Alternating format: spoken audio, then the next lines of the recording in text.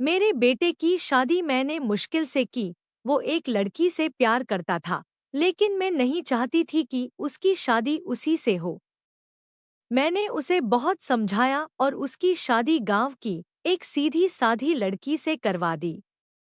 लड़की का नाम सुधा है। मुझे पता था कि वो लड़की मेरे बेटे और इस घर के लिए बहुत अच्छी है, इसलिए मैंने उस लड़की शादी मेरे बेटे से करवा दी।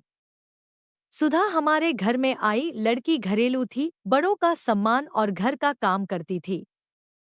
अभी 10 दिन ही शादी को हुए थे, लेकिन मुझे लगने लगा कि मैंने अपने बेटे की शादी इस लड़की से करवाकर अच्छा किया। मेरा बेटा राजीव भी खुश ही लग रहा था, लेकिन उस रात के बाद मेरी यह सोच बदल गई। एक रात करीब 2 बजे मेरे बेटे के कमरे से चीखने की आवाज आने लगी। यह चीखें मेरी बहू की थी। मैंने थोड़ी देर तक सुना, फिर वो चीखना बंद हो गया। राजीव के पिता मेरे पति को यह सब सुनाई दिया था, लेकिन फिर हमने उन्हें रात में पूछना उचित नहीं समझा, इसलिए दरवाजा नहीं खटखटाया। सुबह मेरी बेटी भी बोल रही थी कि मम्मी, रात को कौन चीख रहा था।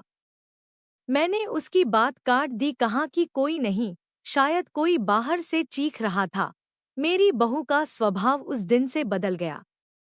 वो चुप थी सारा दिन। मैंने सोचा शायद पति पत्नी के बीच की कोई बात होंगी, इसलिए मैंने कुछ पूछा नहीं। अगले रात फिर 2 बजे वही हुआ। मेरे बेटे के कमरे से फिर चीखने और रोने की आवाज आने लगी। इस रात वो आवाज करीब 10 मिनट तक चली। मेरी बेटी उठ गई और उसने हमारे कमरे का दरवाजा बजाया। मैंने दरवाजा खोला, देखा तो वो बहुत डरी हुई थी। बोली, मम्मी यह क्या है? भाभी रोज रात को रोती और चीखती क्यों है? क्या होता है? कमरे के अंदर चलो, अभी दरवाजा खुलवाते हैं। मैं दरवाजे के पास जाने लगी तो मेरे पति ने मुझे रोक लिया, कहा कि रुको, अभी बात मत करो, कल सुबह दोनों से बात करते हैं।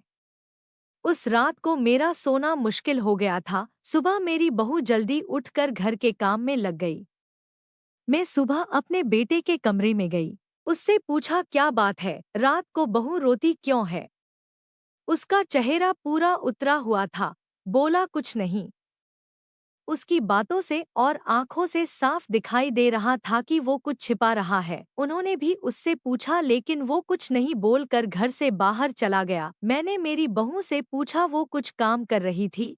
उसको देखकर ही ऐसा लग रहा था कि जैसे रात में ठीक से सोई नहीं है। आंखें साफ बता रही थी। मैंने उसे पूछा, क्या हुआ? तुम रात को रो क्यों रही थी? वो बोली, रो रही थी कब नहीं, मैं तो सो रही थी और मुझे तो कोई आवाज नहीं आई। आप क्या बात कर रही है? उस कमरे में ऐसा क्या हो रहा था? यह बात या तो मेरी बहू जानती थी या बेटा, लेकिन दोनों ही कुछ नहीं बता रहे थे। पर दोनों के चेहरे से साफ पता चल रहा था कि कुछ है जो यह दोनों छिपा रहे हैं। लेकिन क्या? अब जब भी रात आती मुझे नींद ही नहीं आती, क्योंकि आधी रात को फिर वही होता। बहू जोर से चीखती और रोती। मेरे मन में कई सवाल थे, क्या होता है उस कमरे में? फिर एक रात करीब 2 बजे मेरे घर में वो हुआ जो मैंने सोचा भी नहीं था। मेरी बहू रात को कमरे से बाहर आ गई। उसके कपड़े कहीं भी जा रहे थे, उसे कुछ होश ही नहीं था। बाल खुले थे और वो घर के चौक में आकर बैठ गई, जोर से चीखने और रोने लगी। हम सभी घर वाले बाहर आ गए। मेरा बेटा भी कमरे से डरा हुआ बाहर आया। बहू की ऐसी हालत देखकर हम सभी डर गए थे। मैंने मेरे बेटे से पूछा कि यह क्या है? वो बोला, बस माँ, देख लो, यह रोज रात 2 बजे ऐसी ही किया करती है। मैं आप लोगों को क्या बताता। सुबह जब उसे पूछता हूँ तो उसे कुछ याद ही नहीं रहता है। बोलती है, मैंने तो कुछ नहीं किया। बहू जब थोड़ी देर बाद शांत हुई तो मेरा बेटा उसे कमरे में ले गया और सुला दिया। मैं सोच रही थी कि यह क्या है। मैंने मेरे बेटे को कहा कि तू उसे उसके घर छोड़ आना, सुबह मैं उसकी माँ से बात करूंगी। सुबह होते ही मेरा बेटा उसे कुछ बहाना करके उसके घर छोड़ आया। मैंने उसकी माँ से बात की। उसकी माँ ने कहा कि यह क्या बोल रहे हैं, मेरी बेटी बिल्कुल ऐसा नहीं करती है। मैंने जो सोचकर राजीव की शादी उससे की थी वैसा हो नहीं सका। बहू को छोड़े अब 20 दिन हो गए थे। इस दौरान उसके घर से फोन आता रहा लेकिन मैं टालती रही। मेरा बेटा भी कह रहा था कि मेरे वो दिन कैसे निकले हैं मैं ही जानता हूँ।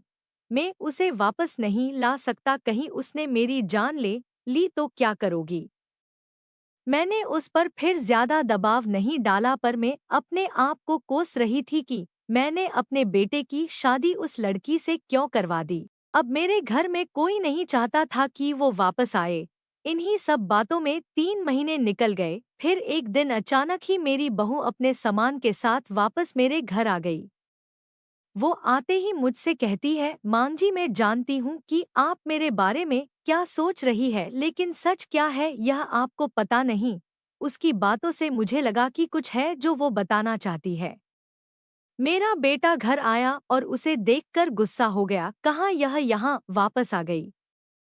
मैं अब यहाँ इस घर में नहीं रह सकता, मैं जा रहा हूँ। मेरी बहू ने उसी समय कहा, क्यों सच सामने आ जाएगा इसलिए डर रहे हैं, बताइए सबको सच क्या है। मैं उस तरह से क्यों किया करती थी। बेटा बोला कि क्या सच। सच यह है कि तुम पागल हो और रोज रात उस तरह से करती हो। बहू बोली कि मां जी आज अगर सबसे ज्यादा दुखी और परेशान है तो वो और कोई नहीं, मैं हूँ। मैंने अपने पति की बात मानी, उन पर विश्वास किया। मैंने कहा, तुम क्या कहना चाहती हो। फिर मेरी बहू ने जो बताया उसे सुनकर मेरे पैरों तले जमीन खिसक गई। वो बोली कि आपके बेटे ने मुझे पहली रात से यह नाटक करने को कहा था, लेकिन मैंने नहीं माना। वो कहते हैं कि हम दोनों अलग बड़े शहर में जाकर रहेंगे। उनको कहा, अगर ऐसे मेरे घर वाले मुझे नहीं छोड़ेंगे, लेकिन तुम इस तरह का नाटक करोगी तो वो डर जाएंगे और फिर हम अलग रहेंगे।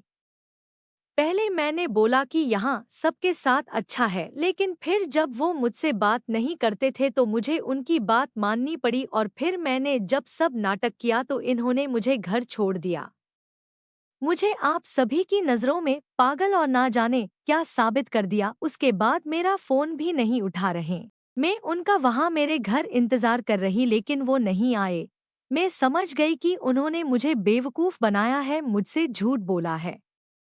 यह मुझे अपनी जिंदगी से भगाना चाहते थे। मैं इस बात को समझ गई। अब मैं खुद ही इनसे दूर चली जाऊंगी, लेकिन मैं चाहती थी कि सच आप सभी के सामने आ जाए।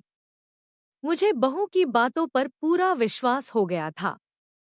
मेरा बेटा बोला, तुम्हें इसे रखना है तो रखो, मेरी शादी तुमने उससे नहीं होने दी जिससे मैं चाहता था, और इस गांव की लड़की से करवा दी। मैं चाहता था कि यह भी यहाँ से चली जाए। तुम परेशान हो, सोचो कि यह मैंने क्या किया। अब भी मैं इसे अपनी पत्नी नहीं मानता। मैंने मेरे बेटे को कहा कि बेटा तुझे इस घर में रहना है या नहीं, इसका फैसला तू कर ले। मेरी बहू इस घर में ही रहेगी और जो इसे इसका हक और इज्जत नहीं देगा वो इस घर में नहीं रह सकता। तू इस तरह की साजिश कर सकता है, वो भी सिर्फ अपनी माँ से बदला लेने के लिए। एक भोली लड़की को कुछ भी करने को कह सकता है। पर बेटा जरा तू सोच, तूने इसे जो करने को कहा इसने किया। अपने बारे में और किसी के बारे में कुछ नहीं सोचा, सिर्फ तेरा सोचा। सोच ऐसी पत्नी कहाँ मिलेगी। तू बहुत बड़ा अभागा है जो इस लड़की को छोड़ेगा। मैं बहुत खुश थी, मैंने अपने बेटे के लिए हीरा चुना था, लेकिन शायद मेरा बेटा ही उसके लायक नहीं था। मैंने मेरी बहू को प्यार से गले लगाया। मेरा बेटा भी कहीं नहीं गया। थोड़े समय तक जरूर नाराज रहा, लेकिन मुझे पता था उस लड़की से कोई प्यार किए बिना कैसे रह सकता था। आखिर धीरे धीरे सब ठीक होने लगा।